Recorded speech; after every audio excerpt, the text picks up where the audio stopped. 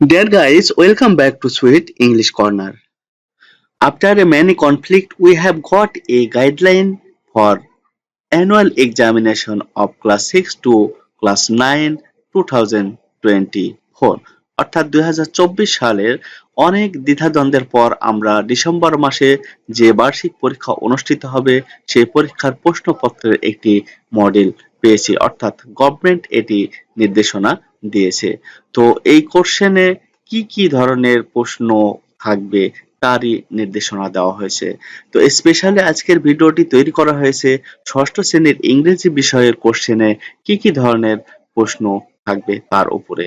তো চলো দেখা যাক ষষ্ঠ শ্রেণীর ইংরেজি বিষয়ের কোশ্চেনের আইটেম। ডিয়ার লার্নার্স, দেখো এখানে রয়েছে sample question for the written test as per the prescribed format, অর্থাৎ যে ফরম্যাটে কোশ্চেন তৈরি করার জন্য পরামর্শ দেওয়া হয়েছে। এখানে দেখো অ্যানুয়াল সামেটিভ অ্যাসেসমেন্ট 2024, অর্থাৎ সামেটিভ অ্যাসেসমেন্টের জন্য যে 100 মার্কস থাকবে সে 100 মার্কসের যে কোশ্চেন প্রণীত হবে সেই কোশ্চেনে কি কি বিষয় থাকবে সেটি নিয়ে এখন আমরা আলোচনা করব। তো দেখো এখানে টাইম দেওয়া রয়েছে 3 আওয়ার্স, অর্থাৎ 3 ঘন্টা সময় থাকবে, মার্কস থাকবে 100 এবং 3টা পার্ট থাকবে। পার্ট এ এর অনুরূপভাবে আরো দুটো পার্ট রয়েছে, পার্ট বি এবং পার্ট সি। তো 3টা পার্টের উপরে তোমাকে সঠিকভাবে আনসার করার জন্য তোমাদের যে এনসিটিবি কর্তৃক পাঠ্যপুস্তক রয়েছে সে পাঠ্যপুস্তকে একটি সিলেবাসও দেওয়া হয়েছে। তো সিলেবাসটি আমি তোমাদেরকে পরে দেখাবো, চলো আগে কোশ্চেনের মডেলটি দেখে নিই। তো প্রথমে তোমরা দেখছো যে পার্ট এ এখানে রিডিং টেস্ট রয়েছে। তো রিডিং টেস্টে প্রথমেই কি থাকবে, একটি প্যাসেজ থাকবে, এটা কিন্তু আনসিন প্যাসেজ। তো আনসিন প্যাসেজ হলো এই প্যাসেজগুলো সহজই থাকবে। এই প্যাসেজ থেকে এমসিকিউ আকারে 5টি কোশ্চেন থাকবে, অর্থাৎ কোশ্চেন থাকবে এবং তার নিচে 4টি আনসার দেওয়ার জন্য অপশন থাকবে, যেটি সঠিক অর্থাৎ অ্যাপ্রোপ্রিয়েট আনসারটি তোমাকে এখান থেকে বেছে নিতে হবে। এভাবে 5টি কোশ্চেন থাকবে যার মার্ক হলো 5, অর্থাৎ 1 করে প্রত্যেকটিতে। তো 2 নম্বরে কি থাকবে, নাম্বার 2 অর্থাৎ বি নম্বরে right short answer to the following questions, অর্থাৎ কিছু শর্ট কোশ্চেন থাকবে। এই কোশ্চেন গুলোও কিন্তু এই যে প্রথম প্যাসেজ তোমরা দেখলে এই প্যাসেজের উপরে থাকবে এবং এই 5টি শর্ট কোশ্চেনের আনসার করতে হবে, যেখানে থাকবে 10 মার্কস, অর্থাৎ 10 মার্কের জন্য এই 5টি প্রশ্নের আনসার তোমাদেরকে করতে হবে। তারপর দেখো এবারে আসছে number 2, read the following story and answer the questions that follows, অর্থাৎ এখানে স্টোরি আকারে একটি প্যাসেজ থাকবে। দেখো এখানে স্টোরির টাইটেল রয়েছে দি ব্রেভ জার্নি, অর্থাৎ জার্নি সম্পর্কে এখানে যে প্যাসেজটি রয়েছে তার নিচে কি কোশ্চেন রয়েছে দেখো। ফার্স্ট নম্বরে read the statement and write whether they are true or false, if false give the correct answer, অর্থাৎ এখানে ট্রু ফলস তোমাদেরকে নির্ণয় করতে হবে। এই যে সেন্টেন্স গুলো রয়েছে এই সেন্টেন্স গুলো তোমরা প্যাসেজের সঙ্গে মিলিয়ে দেখবে যে সেন্টেন্স গুলো সঠিক কিনা। যদি সঠিক হয় তাহলে এই সেন্টেন্সের পাশে তোমরা লিখবে ট্রু, আর যদি ফলস হয় তাহলে ফলস নিচে লিখে আবার সঠিক আনসার কি অর্থাৎ প্যাসেজে কি আনসার সঠিক রয়েছে সেটি তোমাদেরকে লিখতে হবে। এভাবে ট্রু ফলস এর আনসার করতে হবে। এখানে 5টির জন্য 5 মার্ক থাকবে। Then number B, read the story again and match column A with column B, অর্থাৎ বি নম্বরে অর্থাৎ এই প্যাসেজের উপর ভিত্তি করেই অর্থাৎ এই প্যাসেজকে বেস করে একটি কলাম তৈরি করা হয়েছে, কলাম এ এবং কলাম বি, যেটা তোমাদেরকে মিল করতে হবে। এই পাশের সঙ্গে এই পাশে কলাম মেলাতে হবে, যেখানে 5টি প্রশ্নের জন্য 5 মার্ক রয়েছে। দেন পার্ট বি, অর্থাৎ পার্ট এ শেষ, এবার পার্ট বি তে কি রয়েছে, অ্যাপ্রিসিয়েটিং পোয়েমস, অর্থাৎ এই অংশে থাকবে পোয়েম। তো এখানে প্রথমেই দেখো দি ব্রেভ লিটল এক্সপ্লোরার, তো এখানে এই যে একটি পোয়েম দেওয়া রয়েছে, এখানে কি নির্দেশনা রয়েছে, read the following poem and answer the questions that follows, অর্থাৎ নিচে যে কোশ্চেন গুলো রয়েছে সেগুলো আনসার করতে হবে এই কবিতাটি পড়ার পর। তো এখানে তুমি কবিতাটি পড়ার পর তোমাকে কি করতে হবে দেখো, প্রথম নম্বরে এই নম্বরে রয়েছে আনসার দ্য ফলোইং কোশ্চেন্স, অর্থাৎ এখানে 3টি কোশ্চেন রয়েছে। এখানে 3টি কোশ্চেনে প্রত্যেকটির মার্কস 2 করে, অর্থাৎ 6 মার্কের জন্য তোমাদেরকে আনসার করতে হবে এই 3টি কোশ্চেন। এবং বি নম্বর রয়েছে how many stanza are there in the poem, অর্থাৎ বি নম্বরে এখানে তোমাকে আনসার করতে হবে একটি কোশ্চেনের জন্য 1 মার্কস, কয়টি স্ট্যান্জা রয়েছে এই কবিতাতে। Number C, write the rhyming words in the following table, যেগুলো তোমরা অলরেডি এনসিটিবি কর্তৃক প্রদত্ত পাঠ্যপুস্তকে করেছো, অর্থাৎ তোমাদের রাইমিং যে ওয়ার্ড গুলো রয়েছে সেগুলো মিলাতে হবে, এই পাশের ওয়ার্ডের সঙ্গে এ পাশের রাইমিং তোমাকে মেলাতে হবে। এখানে হাফ করে মার্ক থাকবে, 6টির জন্য 3 mark. Then part C, grammar. Read the following story and rewrite it using capital letter or punctuation marks where necessary.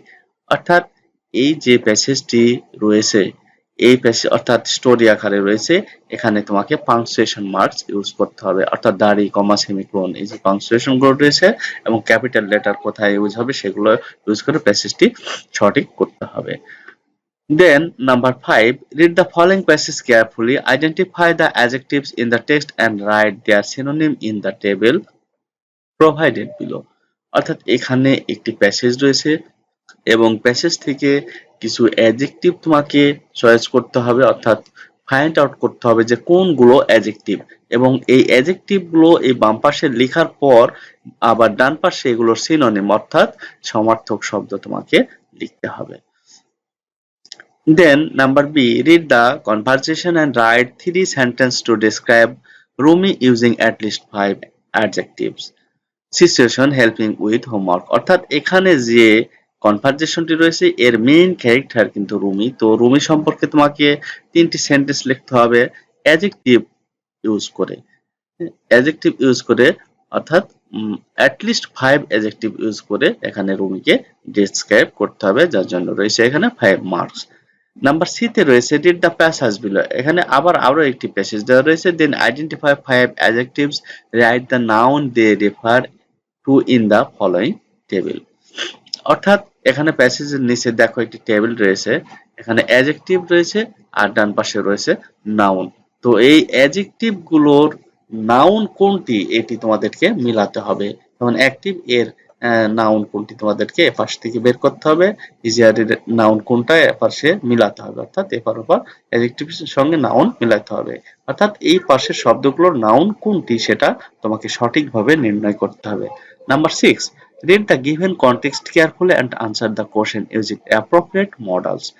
এখানে দেখো কিছু সেন্টেন্স দেওয়া রয়েছে, যে সেন্টেন্স গুলাতে তোমাকে কি করতে হবে, মডাল ভার্ব ইউজ করতে হবে, এবং এই যে এখানে ব্র্যাকেটে দেওয়া অব্লিগেশন দেওয়া রয়েছে দেখো রিকোয়েস্ট, অর্থাৎ রিকোয়েস্ট বিষয়টি থাকবে কিন্তু মডাল ব্যবহার করে তোমাকে রিকোয়েস্ট হবে এমন একটি সেন্টেন্স তৈরি করতে হবে। অনুরূপ ভাবে এখানে দেখো অব্লিগেশন করতে হবে কিন্তু মডাল ব্যবহার করে অব্লিগেশন জাতীয় একটি সেন্টেন্স তৈরি করতে হবে, অর্থাৎ এইভাবে এই সেন্টেন্স গুলো তোমাকে সম্পূর্ণ করতে হবে। দেন পার্ট বি, রাইটিং, অর্থাৎ এখানে থাকবে রাইটিং টেস্ট। এই রাইটিং টেস্টে কি কি বিষয় থাকছে, suppose you are a student of 10 high X high school, অর্থাৎ এর যে কোনো স্কুলের নাম এখানে দিতে পারো। A kite festival is going to be held in your school, you want to invite upazila secondary education officer to visit the festival, now write an invitation letter to the upazila secondary education officer to invite হিম।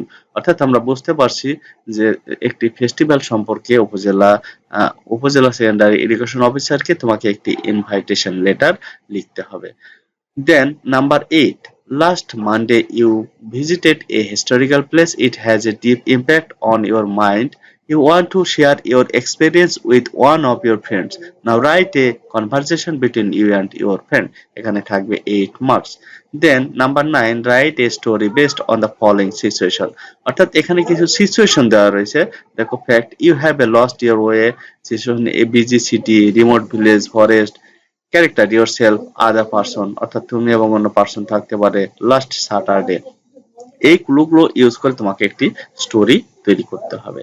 তো স্টোরির কিছু guideline এখানে দেওয়া রয়েছে, দেখো যে story should maintain the following features, beginning থাকবে, closing থাকবে, থিম থাকবে, টাইম অ্যান্ড প্লেস থাকবে, ক্যারেক্টার অ্যান্ড ইনসিডেন্ট থাকবে। এই স্টোরির জন্য থাকবে 15 মার্কস।